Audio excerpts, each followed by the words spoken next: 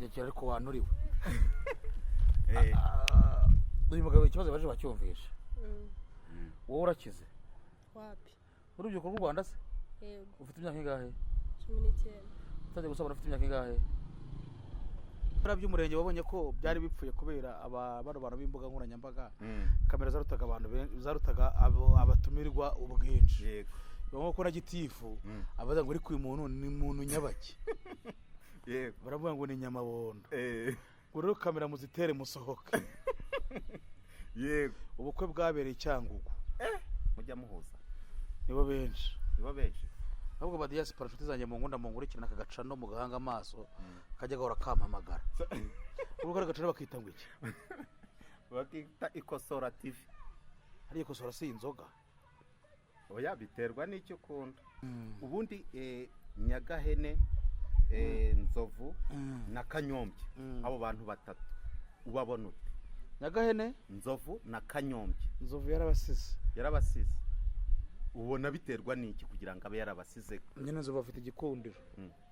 Abandi sebo ntacyo bagira. Abandi Kanyombye no kuvanga ariyemera. Kandi kuvanga ntago abantu bakunda Nyagahene nta telefone agira. Arayigira. Nyagahene no muhamagara gacamo ndamoka. Nyagahene arayigira. Iyi muhamagara no muhamagara gacamo ndamoka. Nyagahene afite telefone.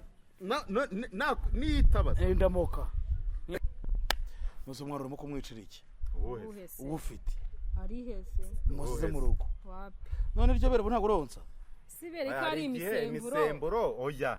Hari igihe Nose imisemburo yatanze bakayikuramo ikigage.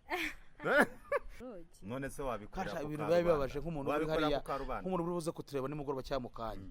Abavuga ngo aba nabana. Aba ntabana babarimo izi ni inturi. Umuntu abyumva mutazabayoberaho wabyumvije. Neza ubu nyamabo ku buryo abana ubu ngubu wabasambanya.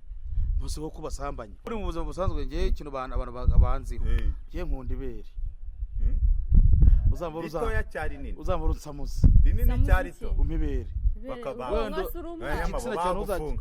Igitsina cyane ntuzakigumana. Bagufunga. Ariko nyihera ibere.